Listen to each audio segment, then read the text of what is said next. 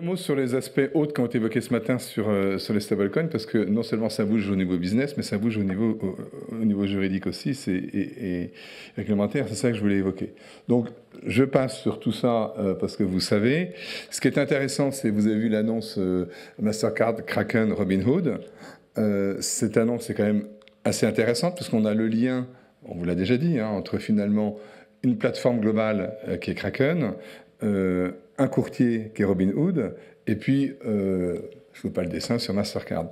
Donc c'est un peu le même schéma, sauf qu'il manque la partie paiement, qu'entre Coinbase et Circle.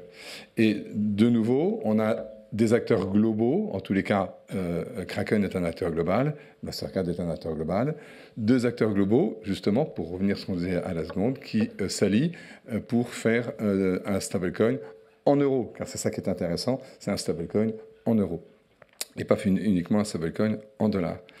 Donc, sur les cas d'usage, on en a un peu parlé, je ne vais pas y revenir, parce que ce n'est pas l'objet. C'est effectivement, dans la table ronde sur la partie marchand, ce n'est pas pour demain, mais c'est déjà un peu aujourd'hui. Donc, c'est bien de regarder ce qui se passe, parce que c'est de plus en plus le cas. Pourquoi ça ne marche plus à tourner, voilà.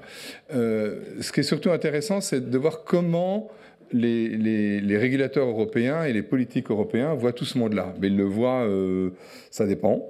Ce n'est pas la même réponse de la Banque Centrale Européenne, de la Commission Européenne et du Parlement Européen, ou de la Banque de France d'ailleurs, qui est là-dessus enfin, qui joue le jeu, j'allais dire, de l'eurosystème. Donc voilà. Et tout ceci, comment on met en place, alors ça là je voulais en venir, donc je passe sur tout ça, voilà, vous pourrez lire si ça vous intéresse.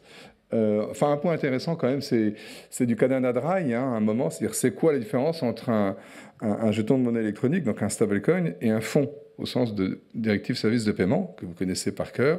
Et vous avez une réponse de l'EBA qui est assez récente, que je vous invite à aller lire, qui est de dire, grosso modo, un stablecoin, lorsqu'on le transfère d'un point A ou d'un point B, c'est comme un fonds. Donc c'est de la monnaie, autrement dit.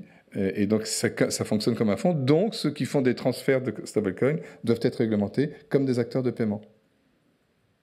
Alors que si vous achetez un stablecoin pour acheter ensuite une crypto, là, le stablecoin reste dans la dimension crypto. Vous n'avez pas besoin d'être acteur de paiement. Donc, c'est un peu schizophrène. C'est-à-dire que selon l'usage que vous faites de stablecoin, on va y voir soit une crypto, soit des fonds, donc paiement. Ce qui est un peu logique parce que ça sert aux deux. Hein.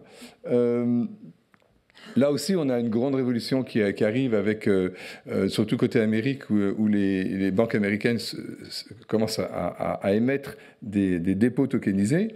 Pour ceux qui n'ont pas lu, c'est passé assez inaperçu. Il y a un rapport de l'autorité bancaire européenne sur le sujet de décembre dernier. C'est un peu hard, mais je vous incite à lire ça, parce que tout le grand sujet, c'est comment on peut garder captifs ses clients en dépôt, et puis finalement faire des transferts de dépôt à l'intérieur du monde bancaire ou d'un groupe bancaire, en national ou international, sans que ce soit pour autant du paiement.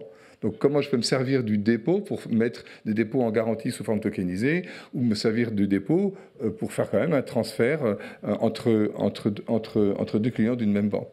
C'est des choses qui sont peu étudiées. Il faudra peut-être que tu y penses, parce que alors on sort un peu du paiement, mais en fait quand même un petit peu. C'est comment les dépôts tokenisés peuvent ressembler au paiement. Je vous incite de réfléchir à la question. Comment des dépôts tokenisés peuvent ressembler à des paiements. Donc là, vous avez justement à la fin du rapport de l'EBA les ressemblances et les différences entre les dépôts tokenisés, les cryptoactifs et les stablecoins. En fait, bon, les cas d'usage, ça vous les connaissez, ou ce n'est pas l'objet d'aujourd'hui. Voilà, c'est un peu là que je voulais en venir, pour paraphraser Carl Schmitt, si je puis dire, le grand penseur de l'Allemagne de l'entre-deux-guerres, c'est ami-ennemi, finalement. Est-ce qu'on n'est pas en face d'une relation ami-ennemi entre les stablecoins et l'euro numérique? Et bien évidemment, vous avez pas forcément la même vision. Vous avez un rapport qui est assez intéressant du Parlement européen sur le sujet. Bon, quand on dit un rapport du Parlement, il faut toujours faire attention, il n'est pas rédigé par des parlementaires, c'est des parlementaires qui demandent à des personnes externes de leur rédiger un rapport. Ici, c'est typiquement le cas. Donc, ce n'est pas forcément la pensée, si je puis dire, et la pensée au sens de poids politique d'une décision du Parlement européen. Voilà. Mais bon, le Parlement, c'est avec tout encore une comparaison que je vous incite à aller regarder. Plus intéressante, si je puis dire, c'est Un petit débat qui a eu lieu, qui est passé relativement inaperçu entre la Commission européenne et la Banque centrale européenne à propos justement de la question des stablecoins et de savoir comment on devait les réguler lorsque les stablecoins étaient à la fois émis par une entité européenne et par une entité non européenne. Regardez, donc en clair c'était Circle, mais maintenant c'est aussi Paxos. Paxos, donc l'émetteur technique de Robinhood, Master et Kraken. Et donc vous avez un sujet qui est assez technique là-dessus, où finalement il y a eu des échanges de documents, y compris avec finalement un non-paper, c'est pour ça qu'il n'y a pas le papier, le logo de la BCE, qui dit tout le mal qu'elle pense des stablecoins en général et des stablecoins globaux qui sont doublement émis en Europe et hors d'Europe sur le sujet. Et puis, donc, ça fait un peu grincer des dents au point que, finalement, Lagarde a dû un peu sortir du bois, quelque part. Oui, c'est assez récent, le 23 juin de cette année, ce dont je vous parle.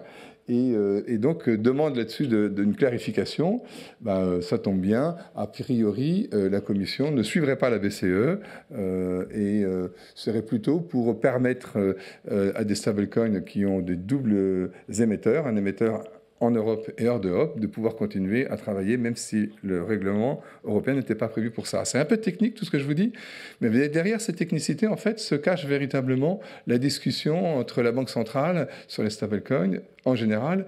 Ce qu'elle vise, c'est les stablecoins dollars, sur lesquels elle est quand même assez foncièrement opposée, mais aussi indirectement les stablecoins euros. Moi, mon credo depuis longtemps, c'est de dire on n'a pas besoin d'interdire les stablecoins dollars, enfin interdire c'est pas le mot, en tous les cas, de ne pas inciter.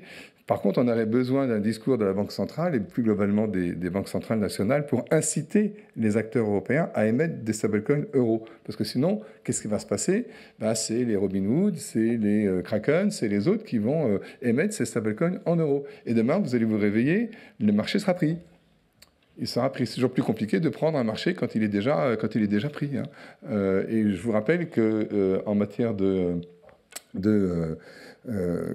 stablecoin, c'est pas tant le montant émis qui intéresse que la circulation, donc le nombre de transactions et la vitesse de circulation, un peu comme la monnaie papier. C'est-à-dire qu'il ne faut pas tellement regarder le montant global de dollars en papier, c'est pas si énorme que ça, c'est 3 trillions, 3 000 trillions, enfin j'ai un trou, c'est pas si énorme que ça. Ce qui est intéressant, c'est le nombre de transactions et la vitesse de rotation de l'utilisation du dollar. Ça se mesure très bien avec les stablecoins.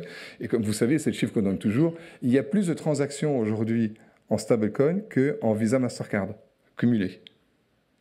Il y a plus de transactions quotidiennes, annuelles, tout ce que vous voulez, que Mastercard et Visa cumulés. C'est juste pour vous donner une idée. Certes, on vous dira, mais 80% de ces transactions, aujourd'hui, c'est sûr pour faire des achats crypto. D'accord. Mais ça commence de plus en plus pour le détail. Donc, c'est plus un truc de geek, c'est plus un truc de libertarien, c'est plus un truc de dark web, c'est quelque chose de concret, le stablecoin. Donc, c'est bien de regarder, c'est plus intéressant de commencer à s'y intéresser de près. D'autant plus que, voilà.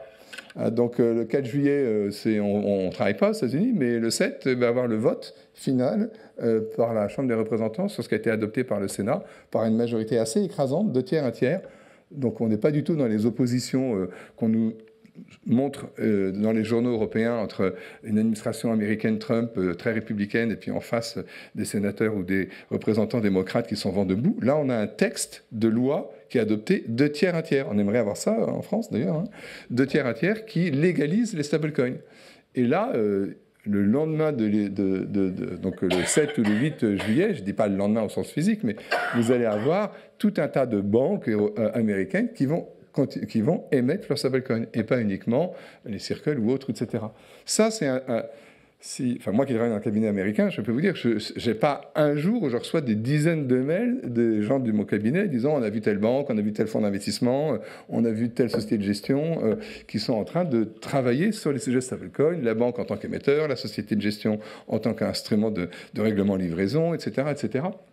Donc c'est un sujet qui, une fois de plus, quand il naît aux États-Unis, il va se retrouver assez vite en Europe. Il y est déjà, mais avec cette puissance américaine qui va pouvoir dire, nous, on a dorénavant un cadre législatif qu'on a aussi en Europe. Nous, on a le cadre législatif, mais on n'a pas d'acteur européen. Une fois de plus, hein, on n'a quasiment pas d'acteurs européens qui ont émis des stablecoins. Et eux, aux États-Unis, ils n'ont pas de cas législatif, mais ils ont déjà des acteurs, et en plus, ils vont avoir le cas législatif. Donc ça va booster, si vous voulez, l'émission et la diffusion des stablecoins en dollars. Je vous laisserai regarder comment ça fonctionne, tout ça, etc. Donc finalement, je n'ai pas fait 5 minutes, j'ai fait 10 minutes. Vous avez ici comment ça va se passer. Donc c'est très rapide, et donc c'est pour ça que c'est vrai que... Alors l'euro numérique, j'en ai peu parlé parce que je ne pouvais pas tout faire en 10 minutes, mais en fait, le débat, c'est vraiment là, c'est en quoi les stablecoins sont-ils une alternative ou au contraire une concurrence à un euro numérique? Je termine sur cette question qui mériterait un débat plus que 10 minutes, et je suggère la prochaine fois de me faire intervenir le premier. Merci.